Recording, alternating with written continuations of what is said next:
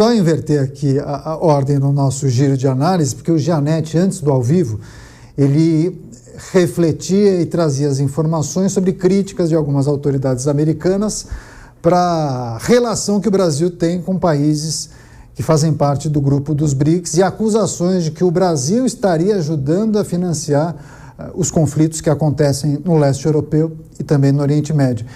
Gianetti, eu queria também discorrer sobre essa questão que envolve a tese que muitos defendem, que o que estaria por trás da manifestação de Donald Trump é o receio dele de que os países que integram os BRICS de adotarem aquela moeda alternativa ao dólar e que ele se utilizou da pauta ligada a Jair Bolsonaro como boi de piranha. Enfim, queria que você discorresse sobre essa temática, mas também sobre essas acusações de algumas autoridades americanas de que o Brasil estaria financiando os conflitos, principalmente entre Rússia e Ucrânia. Vamos lá, isso tudo está dentro desse guarda-chuva do BRICS, né?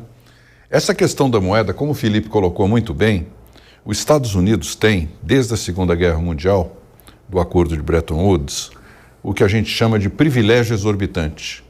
É uma expressão cunhada por um economista americano, Barry Eichengreen, que mostra que exatamente os Estados Unidos usou da capacidade de emissão da moeda internacional, que no nosso economês chama-se senhoragem, para colocar um volume de trilhões de dólares de títulos e papéis e moeda americana no mundo, como moeda de reserva, e com isso financiar o seu déficit em conta corrente, consumindo muito mais do que produz ou do que poupa. Portanto, criando uma dívida que hoje atinge 36 trilhões de dólares.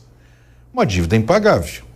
E que ele vai rolando. Só que chegou num nível de 100% do PIB, em que o investidor já começa a pensar, será que eu vou continuar investindo em papéis denominados em dólar ou eu vou diversificar a minha reserva? E aí começa ouro. Você já vê o euro Deixa eu terminar. Começa então o yuan, o ouro, o euro, as outras moedas fazendo parte da cesta de reserva dos países, né? E ele se incomoda de ver que está perdendo esse poder. Aí quando ele vê o BRICS falando de moeda única, ele se inquieta e diz, olha, isso não vão fazer, que se fizer eu vou pôr tarifa. Agora eu pergunto, o euro não é uma moeda regional? Por que o euro não teve problema?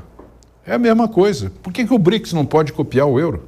Tem uma moeda regional, moeda escritural, nem moeda, papel moeda será. É uma moeda escritural de transação comercial.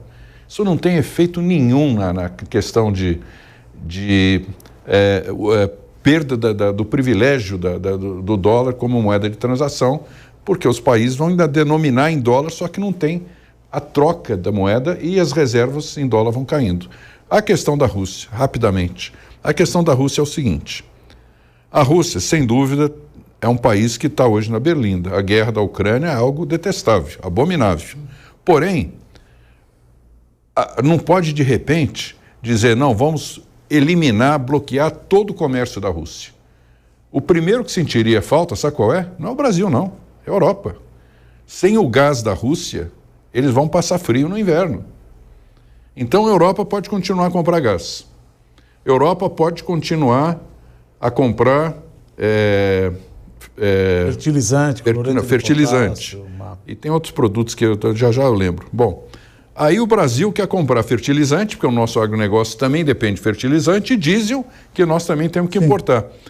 E aí vem o cara da OTAN, da própria União Europeia, dizer que o Brasil está financiando a guerra da Ucrânia, da Rússia contra a Ucrânia. Pelo amor de Deus, isso é uma acusação absolutamente leviana. Quem mais paga pelas exportações russas é a União Europeia, não é o Brasil.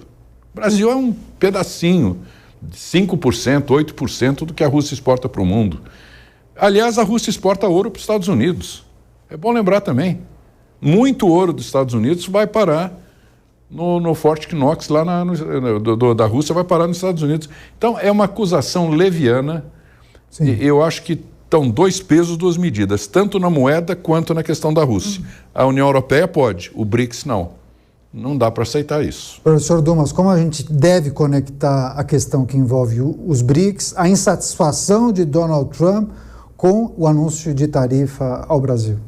Veja, eu acho que ele usou o argumento de Bolsonaro, mas por trás disso está o problema dos BRICS.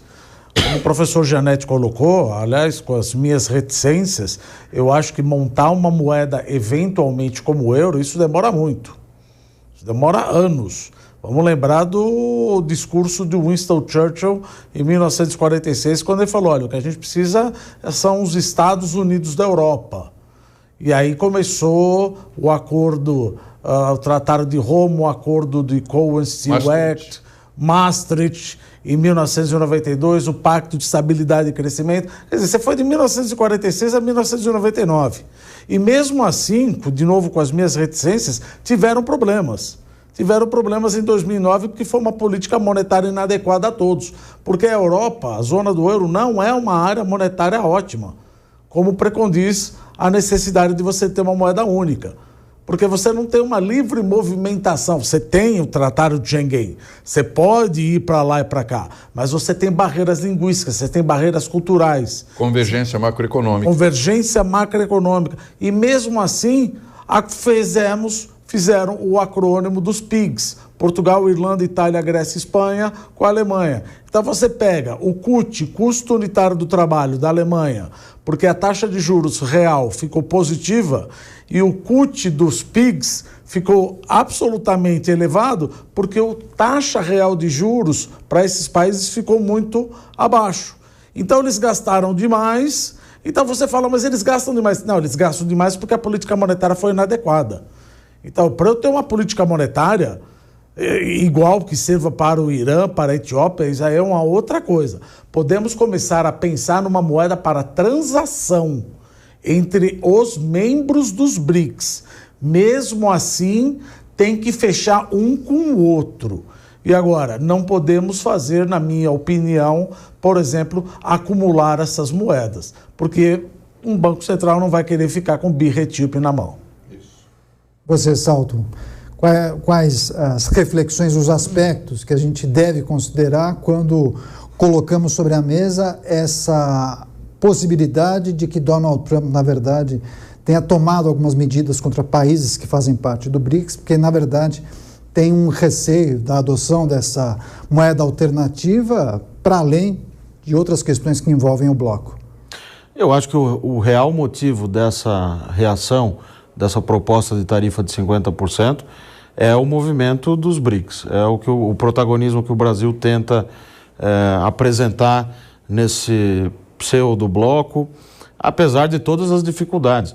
Você veja, o BRICS ter uma moeda é um sonho de uma noite de verão, em que pese do ponto de vista transacional, escritural, etc., você poder alimentar essa esperança, isso está muito distante ainda, mas coloca o dedo na ferida, justamente numa coisa que desperta essa reação da maior potência do mundo em relação a uma possível ameaça ao dólar, que já está sofrendo bastante, curiosamente, pelos erros de política econômica desse governo.